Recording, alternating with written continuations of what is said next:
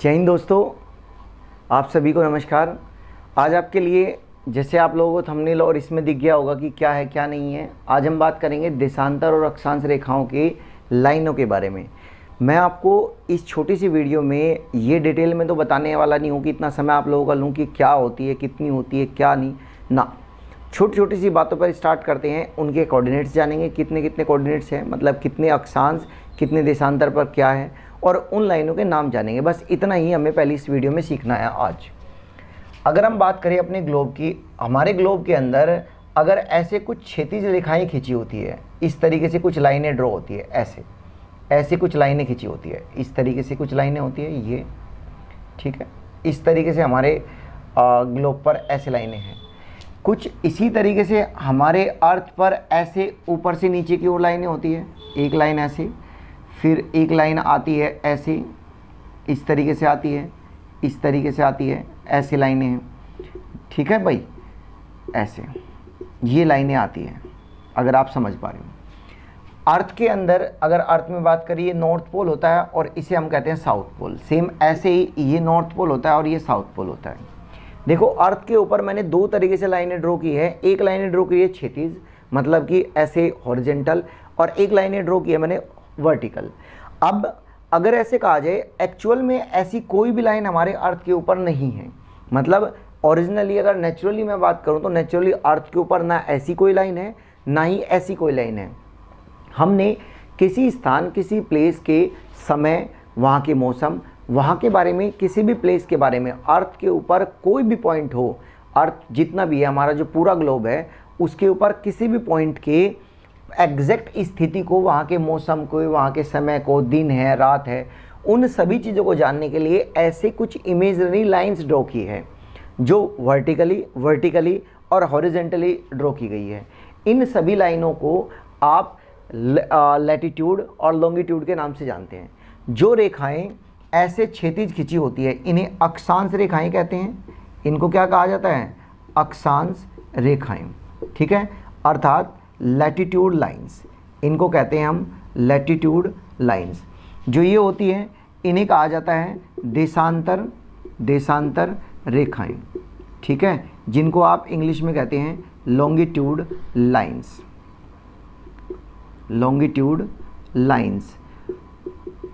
ये दोनों के। तो पहली तो बात ये, अगर आपसे क्वेश्चन ये पूछा जाए तो ग्लोब के ऊपर जो हॉरिजेंटल या वर्टिकल लाइन खींची जाती है उनको किस किस नाम से जानते हैं, तो आप कहेंगे अक्षांश, देशांतर रेखाएं, लैटिट्यूड या लॉन्गिट्यूड लाइन। अब अगर इनको डिस्टिंग करते हैं तो ऐसा तो नहीं कि एक ही लाइन खींची गई है, बहुत सारी लाइनें खींची गई है, एक एक डिग्री पर खींची गई है। अब ये अगर एक एक डिग्री पर खींची गई है तो अक्षांश जो रेखाएं होती है कभी भी एक दूसरे को नहीं काटती, जबकि देशांतर रेखाएं जो होती है एक पॉइंट से निकलती है और दूसरे पॉइंट पर मिलती है। मतलब इनका एंडिंग पॉइंट और स्टार्टिंग पॉइंट सभी लाइनों का एक ही है, बट ये भी बीच में कहीं एक दूसरे को क्रॉस नहीं करती। अब इतनी बात को अगर हम देखें तो आप यहाँ से ये बात देख पाएंगे, ये जो लाइनें हैं इनके कुछ कोऑर्डिनेट्स है या अक्षांश है। जैसे अर्थ के अगर यहाँ ठीक बीचों बीच से एक लाइन हम अक्षांश में खींचे, इसे कहते हैं 0 डिग्री। नॉर्थ की ओर चलते हैं तो नॉर्थ की ओर 23.5 डिग्री पर एक लाइन है, 23.5 डिग्री नॉर्थ।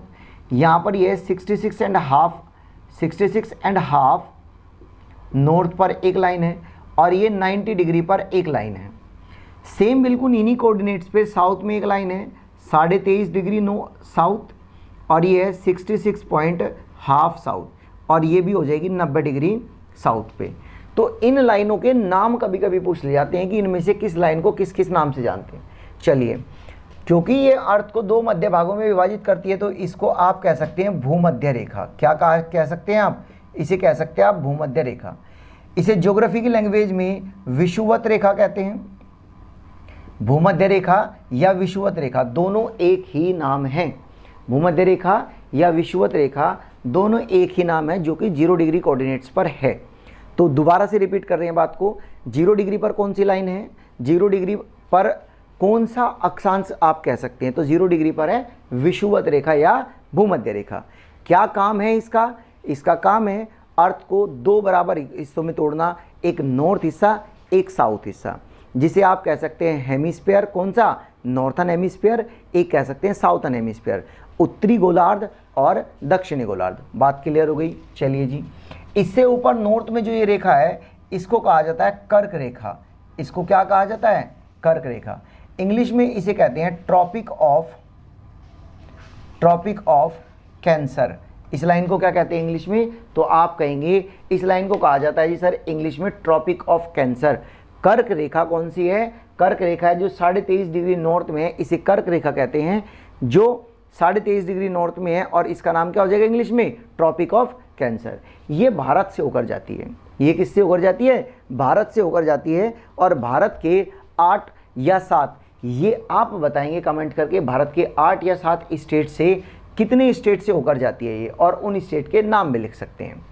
उसके बाद अगर बात करें जो 66.5 पे है, इसे कहा जाता है आर्कटिक व्रत। इसे क्या कहते हैं? आर्कटिक व्रत कहते हैं। इंग्लिश में भी इसको आर्कटिक व्रत सर्कल ही कहा जाता है। इंग्लिश में इसको आर्कटिक सर्कल कहते हैं। और इसे कहा जाता है उत्तरी ध्रुव। इसको क्या कहा गया? उत्तरी ध्रुव, यानी कि इंग्लिश में इसका नाम है नॉर्थ पोल। तो ऊपर की बात आपको समझ में आ गई होगी। ऊपर की बात में हमने बात देखी जो 0 डिग्री पर है भूमध्य रेखा, विषुवत रेखा। इंग्लिश में देख लीजिए, इसे इंग्लिश में कहा जाता है इक्वेटर। इसे इंग्लिश में किस नाम से जानते हैं? इक्वेटर। इक्वेटर बना इक्वल से, इक्वल बराबर इक्वेटर, यानी कि बराबर हिस्सों में जो विभाजित करती है उसे इक्वेटर। उसके बाद 23.5 डिग्री अगर साउथ की बात करें तो इसे कहा जाता है मकर रेखा। क्या कहते हैं इसे हम? मकर रेखा। इंग्लिश में इसे कहा जाता है tropic of Capricorn. Tropic of Capricorn. तो ट्रॉपिक ऑफ कैप्रिकॉर्न किसे कहते हैं? जो 23.5 डिग्री साउथ में लाइन है इसको कहा जाता है tropic of Capricorn. 23.5 degree south की लाइन को ट्रॉपिक ऑफ कैप्रिकॉर्न कहा जाता है, मकर रेखा कहा जाता है।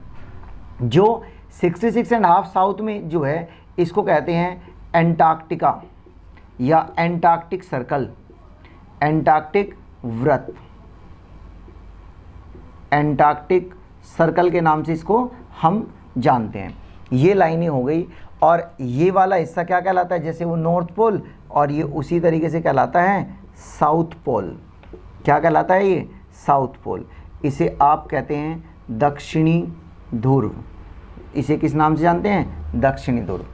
ये हो गई बात जो मैंने आपको अक्षांश रेखाएं समझाई है। इन अक्षांश रेखाओं को बड़े ध्यान से आप लोगों ने समझ लिया। एक बार मेरे साथ दोबारा से रिपीट करेंगे बात को। पहली लाइन 0 डिग्री पर कौन सी है? भूमध्य रेखा, इक्वेटर जिसे कहते हैं इंग्लिश में, या विषुवत रेखा। 23.5 डिग्री नॉर्थ में कौन सी है? ट्रॉपिक ऑफ कैंसर, कर्क रेखा कहते हैं इसको, जो 23.5 डिग्री नॉर्थ पर है। उसके बाद ऊपर और चले थोड़ा सा, दूसरी कौन सी आई? उसके बाद आती है आर्कटिक सर्कल जो 66.5 नॉर्थ पर है, और फिर आ जाता है 90 डिग्री पर नॉर्थ पोल। चलिए नीचे वाली लाइन को रिपीट करते हैं। 23.5 डिग्री साउथ में कौन सी है? तो आप कहेंगे ट्रॉपिक ऑफ कैप्रिकॉर्न, जिसे मकर रेखा के नाम से जानते हैं आप। उसके बाद नीचे आता है 66.5 साउथ में कौन सी है? Antarctic circle. 90 डिग्री पर कौन सा है? नॉर्थ नहीं, साउथ पोल। इधर बात कर लेते हैं क्या है। इधर केवल आपको 2 लाइनों को ही समझना है। एक 0 डिग्री देशांतर समझना है आपको कि 0 डिग्री देशांतर क्या होता है। 0 डिग्री देशांतर ये है, इससे हमें किसी भी देश के समय के बारे में पता चलता है। यानी कि अगर इससे आप जाते हैं इस तरफ ईस्ट की ओर तो समय कैसा होगा, और मान लो इससे जाते हैं आप साउथ की ओर तो समय कैसा होगा। इन सभी चीज़ों का पता चलता है 0 डिग्री देशांतर से। इसीलिए 0 डिग्री देशांतर को आप क्या कहते हैं? प्रधान मध्यस्थ रेखा। एक तो ये कहा जाता है इसको प्रधान मध्यस्थ रेखा, घबराए नहीं, दूसरा नाम बताता हूँ। GMT लाइन भी इसे ही कहा जाता है, ग्रीनविच मीन लाइन। क्या नाम है? Greenwich mean time line. ठीक है, ग्रीनविच मीन टाइम लाइन। चलिए एक नाम और देख लेते हैं, अंतर्राष्ट्रीय समय रेखा भी कहा जाता है इसको। इसको क्या कहा जाता है? अंतर्राष्ट्रीय समय रेखा। ये नाम भी इसी के ही है, जिससे समय के बारे में आपको पता चलता है। इसी लाइन के ठीक पीछे, इसी लाइन के ठीक पीछे एक 180 डिग्री देशांतर भी है। इसी लाइन के ठीक पीछे एक है 180 डिग्री देशांतर। ये लाइन भी काम की है, जैसे ये लाइन काम की थी उसी तरीके से ये लाइन भी काम की है। 180 डिग्री जो देशांतर है इसे कहा जाता है अंतर्राष्ट्रीय तिथि रेखा, इंटरनेशनल डेट लाइन। तो इसे क्या कहते हैं हम, इसे कहा जाता है अंतर्राष्ट्रीय तिथि रेखा, इंटरनेशनल डेट लाइन। इसको किस नाम से जानते हैं, इंटरनेशनल डेट लाइन के नाम से जानते हैं। ये दो बातें आप लोगों को याद रखनी है। उम्मीद करता हूँ आज की बात, ये छोटा सा सेशन जो आप लोगों के लिए मैंने तैयार किया है, या जो आप लोगों के लिए मैंने आपको वीडियो के माध्यम से समझाने की कोशिश की है, आपको ये बात क्लियर हो गई होगी। और वो ही एक छोटी सी बात, आप प्लीज़ अपने इस चैनल को लाइक, शेयर और सब्सक्राइब ज़रूर करें। तब तक के लिए विराम देते हैं आज की बात को और मिलते हैं अगली वीडियो में। जय हिंद दोस्तों।